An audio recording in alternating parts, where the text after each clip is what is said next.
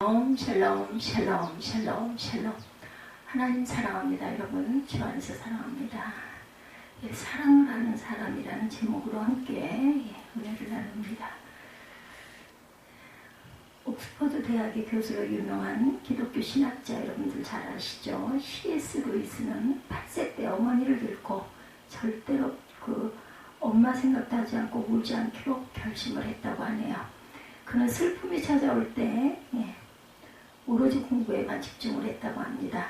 60세가 넘도록 루이스는 철저히 감정의 벽을 쌓은 채 학문에만 전념해 그야말로 사랑도 눈물도 모르는 냉철한 이성주의자가 되었어요. 근데 루이스가 60세가 넘어서야 조이 데이비드맨이라는 여성을 만납니다. 그 사람들이 루이스와 같은 대학자를 만날 때 책에 사인을 부탁한다든지 하면서 감탄하는 것이 보통인데 이 조이는 달랐다고 하네요. 이 여성은 당신 왜 그 모양으로 삽니까? 당신은 사랑이 뭔지를 압니까? 당신처럼 사는 것이 인생입니까? 자기에게 이렇게 당돌한 질문을 던진 사람은 조이가 처음이었다고 합니다. 루이스는 놀라서 반문을 했대요. 그래요? 당신이 말한 대로 나는 사랑을 모릅니다. 혹시 당신이 사랑에 대해 안다면 나에게 가르쳐 주시오.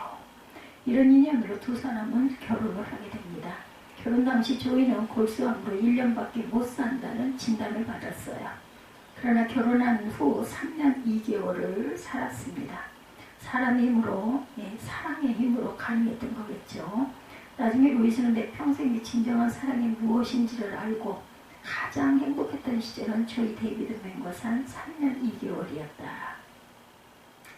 사랑을 하는 것은 생명을 하는 것입니다. 사랑하고 사랑받을 때 사람은 살 수 있기 때문이죠. 우리가 믿는 하나님은 언제나 사랑할 대상을 찾아 헤매는 분이라는 것을 잊지 마시기 바랍니다. 사랑받을 자격이 있는 사람만 찾는 것이 아니라 사랑받을 자격이 전혀 없는 사람까지 사랑하시는 하나님이시라는 것. 더 정확하게 말하자면 우리가 믿는 하나님은 항상 하나님과 원수된 사람을 찾아 사랑을 베푸시는 하나님이십니다. 하나님이 이런 사랑이 가장 잘 표현된 사건이 다윗의 원수 손자 무비보셋을 보살펴준 일이죠. 원수의 손자 누구예요? 사울이죠. 사무엘하에 보면 무비보셋의 이름은 모두 5군데에 걸쳐 나옵니다. 무비보셋에 관한 그 상파가 있는데 사무엘하 4장 4절에 보면 사울의 아들 요나단에게 다리 저는 아들 하나가 있었으니 이름은 무비보셋이다. 전에 사울과 요나단이 죽은 소식이 이스라엘에서 올 때 그의 나이가 5살이었는데 그 유모가 안고 도망할 때 급히 도망하다가 아이가 떨어져 절게 되었더라.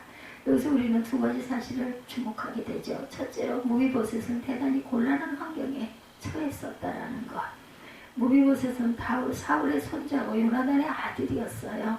무비보셋에 관한 이야기는 사울 왕가가 망하고 다윗 왕조가 들어선 다음에 나옵니다. 근데 새로운 군주 다윗과 관련해서 무비보셋은 참 난처하고 미묘한 처지에 놓여 있게 되죠. 할아버지 사울은 다윗과 숙적이고 힘이 친 원수였어요. 여러 차례 다윗을 죽이려고 했다가 블레셋 군대에 의해 그의 아들 요나단과 함께 길보아전에서 전사합니다. 이제 이스라엘의 새로운 왕이 된 다윗이 제일 먼저 해야 할 일이 사울 왕과의 전전 세력들을 차례로 제거하는 일이었는데 이렇게 무비보셋은 할아버지와 다윗과의 관계를 놓고 볼 때 원수 관계죠. 그렇지만 아버지 요나단은 다윗과 목숨을 건 친구였어요. 요나단은 아버지 사울 편을 들지 않고 친구인 다윗 편을 들어서 자기 목숨까지 아끼지 않았던 그런 존재였습니다. 그래서 다윗은 요나단이 죽더라도 요나단의 후손을 돌보아 주기로 약속을 하죠.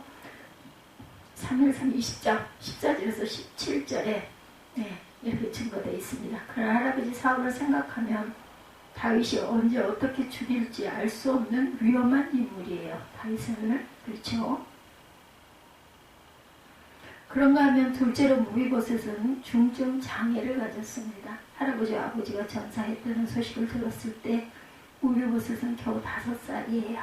목숨을 건지기 위해 유모가 그를 얻고 한급하게 도망을 치다가 발을 헛디뎌서 그래서 아이를 떨어뜨리는 바람에 발목이 부러져 사고가 난 거죠.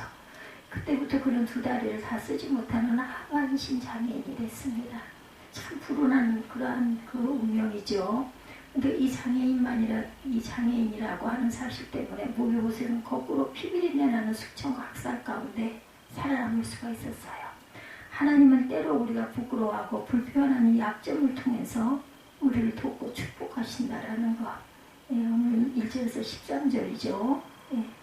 모비우스에 관한 이야기는 오늘 봉독한 사무엘하 9장 1절에서 13절에 나옵니다. 여기에 모비우스의 종이고 과거 사울왕과의 종노릇하던 시바라는 사람이 등장을 해요. 시바를 통하여 모비보셋의 소재를 파악한 다윗은 요나단과의 우정을 생각해 모비보셋에게 두 가지 특징을 베풉니다. 먼저 과거 사울왕에게 속했던 일체 토지를 모비보셋에게 돌려줍니다. 그 다음에 모비보셋은 다윗의 다른 왕자들과 마찬가지로 궁전 왕의 식탁에서 함께 식사를 합니다. 다윗 임금이 모비보셋을 자기 친아들처럼 대했다라는 거죠. 그런데 참 흥미롭게도 이와 같은 이야기를 소개하는 사무엘하 9장은 꽃을 이렇게 맺습니다. 모비보셋이 항상 왕의 상에서 머물러 예루살렘에 사니라. 그는 두 발을 다 절더라. 모비보셋이 언제나 다윗 왕의 식탁에서 먹었고 궁전이 있는 예루살렘에서만 살았다는 그런 그 말까지는 좋았는데 다리를 절었다. 예, 사족까지도 붙여있죠. 하반신 장애가 있다는 사실을 강조한 이유는 모비보셋이 다윗의 왕권에 위협이 되지 않았다는 사실을 보여주기 위함이었을까. 모비보셋에 관한 그 사파를 봅니다. 16장 1절에서 4절에 나오는데 그 종인 시바의 모함을 소개합니다. 예, 모비보셋의 이야기. 다윗의 아들은 압살롬의 반란을 일으키고 다윗은 정처 없이 유랑을 다니고 있어요. 바로 그때 시바가 큰 천물꾸러미를 들고 다윗 앞에 나타납니다. 이곳저곳 망명 다닐 때 제일 기묘한 것이 식량이죠. 식량을 확보하지 못하면 죽죠. 예, 그런 처지를 정확히 간파한 시바가 다윗의 헌신을 사기 위해서 뇌물 공세를 하죠. 먼저 다량의 음식을 다윗에게 바칩니다. 이제 다윗은 자연스레 시바에게 모비보셋의 행방에 대해서 묻습니다. 그때 시바가 거짓말을 하죠. 모비보셋이 압살롬이 일으킨 모반 사건이 자기 할아버지 사울왕과를 복권시킬 수 있는 절호의 기회라고 믿어 예루살렘에 머물러 있습니다. 이렇게 말합니다. 시바의 말을 듣자마자 다윗은 그 말을 믿었어요. 모비보셋을 반역죄로 간주했던 거죠. 그래서 내린 탄환이 모비보셋에게 준 일체의 재산을 몰수해서 시바에게 줍니다. 이렇게 모비보셋은 자기의 종인 시바에게 배신과 모욕을 당하고 재산을 다 빼앗겨버리고 말죠. 모비보셋에 관한 그런 부분이 19장 24절에서 30절에 다시 나옵니다. 그런 다음에 사무엘하 19장 19절에서 20절에 마침내 압살롬의 난이 평령이 되죠. 다시 예루살렘으로 항공하기 위해서 요단강을 건너려 할 때 모비보셋이 마중을 나오죠. 이미 시바가 모비보셋을 모함에 영모자로 몰아세운 뒤였기 때문에 다윗은 모비보셋을 고운 눈으로 보지 않습니다. 당연히 다윗이 모비보셋을 신문합니다. 26절에 보면 다윗은 모비보셋에게 자기와 함께 피신하지 않은 이유를 다그치죠. 이 질문에 대한 모비보셋의 대답을 살펴보기 전에 다윗을 영접하러 나온 모비보셋의 몰골을 봐야 합니다. 14절에 사울의 손자 모비보셋이 내려와 왕을 맞으니 그는 왕이 떠난 날부터 평안히 돌아오는 날까지 그의 발에 맵시 내지 아니하여 그의 수염을 깎지 아니하며 옷을 빨지 아니하였더라. 다윗이 압살롬의 난을 피하여 망명의 길을 떠난 그날부터 발도 씻지 않고 수염도 깎지 않고 옷도 빨아입지 않았다는 것이에요. 처치한 몰골에 대해 다윗의 고난과 슬픔을 함께 했다는 거죠. 모비보셋에서 초라한 모습은 다윗의 왕권을 찬탈할 모습이 아니었다라는 뜻입니다. 이제 모비보셋은 자신의 억울한 모습을 하나둘 털어놓기 시작합니다. 26절에서 28절에 보면 대답하되 내 주 왕이여 왕의 종인 나는 다리를 절므로 내 나귀의 안장을 지워 그 위에 타고 왕과 함께 가려하였더니 내 종이 나를 속이고 종인 나를 내 주 왕께 모함하였나이다. 내 주 왕께서 하나님의 사자와 같으신 왕의 처분대로 하옵소서. 내 아버지의 온 집이 내 주 왕 앞에서 다만 죽을 사람이 되지 아니하였나이까. 그러나 종을 왕의 상에서 음식 먹는 자 가운데 두셨사오니 내게 아직 무슨 공의가 있어 다시와 함께 부르짖을 수 있사오리까 하니라. 무비보셋이 다윗과 함께 움직이지 못한 이유, 장애를 가졌기 때문에 다윗과 함께 떠나기 위해 시바에게 자신이 탈 나귀에 안장을 얹으라고 했지만 시바가 속였다는 거죠. 자기가 다윗 왕가에 대해서 역모를 꾀하려고 했다는 것은 시바의 모략이라는 사실을 털어놓습니다. 그러면서 다윗 왕이 자기에게 어떤 은혜를 베풀어 주었는지를 상기하며 어떤 처분이든지 달려받겠다고 말합니다. 적어도 이와 같이 겸손한 무비보셋의 모습에는 추구의 거짓도 없죠. 시바가 거짓말을 하는지 무비보셋이 거짓말을 하는지 성경은 분명히 밝히지 않고 있어요. 아무래도 시바가 더 강교해 보이고 무비보셋은 순진해 보인다는 것이 사실이죠. 다윗은 일전에 무비보셋을 고발한 시바의 말을 믿었습니다. 그래서 무비보셋의 재산을 몰수해서 시바에게 주도록 했죠. 그렇지만 이제 무비보셋의 말을 들어보았기에 즉각 두 사람 중 하나가 거짓말을 한다는 것을 알게 됐어요. 여기에서 우리는 아주 뜻밖의 반응을 보죠. 다윗은 두 사람 중 누가 참말을 하고 거짓말을 하는지 시시비비를 가리지 않습니다. 반대 신문도 하지 않았고 증인을 불러오게도 하지 않아요. 두 사람 모두를 다시 받아들입니다. 여기서 우리는 다윗의 포용력을 보게 됩니다. 거짓과 위선, 배신과 음모까지도 포용할 수 있을 만큼 넓은 대인의 풍모를 봅니다. 29절에 보면 아직 무비보셋의 모방 가능성에 대해서 반신반의하는 다윗은 시바에게 주었던 재산의 절반만 무비보셋에게 환속시키라고 결정을 내립니다. 다윗은 너무나 가슴 아픈 변절과 배신을 겪은 후에요. 아들 압살롬의 배신이죠. 신하들에게 배신을 당했는데 사울왕과의 합법적인 왕이 계신 자에는 무비보셋이라고 해서 다를 바가 없을 것이다. 그러므로 아직 무비보셋의 역모의 혐의는 완전히 풀리지 않았다고 봐야 되겠지만 바로 그런 이유 때문에 무비보셋은 빼앗긴 재산의 절반만 되돌려 받게 됩니다. 그럼에도 불구하고 30절에 무비보셋은 다윗 왕 임금께서 안전하게 황무하신 것만으로도 감지덕지인데 시바가 자기 땅을 다 차지한다고 한들 그것이 무슨 대수겠느냐 이렇게 대답을 합니다. 여러 가지 정황으로 볼 때 시바가 강교를 부린 것처럼 보이지만 무비보셋은 또 한 차례 급박한 위기를 넘기게 되죠. 21장 7절에 보면 무비보셋에 관한 이야기는 사무엘하 21장 7절의 마지막으로 나타납니다. 사울왕가에 대해서 원한과 복수심으로 가득 찬 기브온 사람들의 소원을 다윗이 들어줍니다. 사울과 그 집안 사람들이 기브온 사람들을 학살했기 때문에 이제 다윗을 통하여 복수를 해줄 것을 요청하죠. 그들은 사울의 후손 가운데 남자 7명을 자기들에게 넘겨주어서 교수형에 처할 수 있게 해달라고 요구하죠. 그때 다윗은 무비보셋의 이름을 명단에서 뺍니다.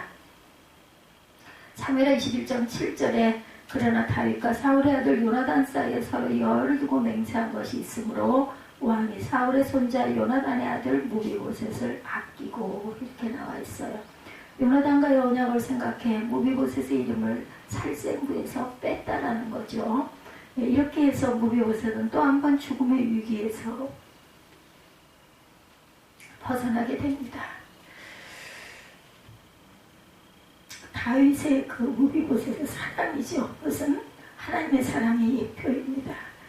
지금까지 무비보셋에 관한 성경의 이야기를 찾아서 살펴봤습니다. 무비보셋은 그 누구보다도 트라우마, 정신적 충격과 상처가 깊은 사람이에요. 무비보셋이라는 이름의 뜻은 지독한 치욕이라는 뜻을 갖고 있습니다. 무비보셋은 이름 그대로 육신은 물론이고 영혼까지 지독한 치욕 속에서 자란 사람이에요. 철없는 나이 5에 2다리를 못 쓰는 중증 장애인이 되었고 그 후 성인이 되기까지 자신이 왕족이라는 사실을 꽁꽁 숨기며 숨어서 살아야 했어요. 할아버지 사울과 아버지 요나단이 모두 목숨을 잃은 마당에 자신의 목숨조차 백적간두에 달려 있었고 사울과 철천지 원수였던 다윗이 왕권을 잡습니다. 통일왕국을 이루죠.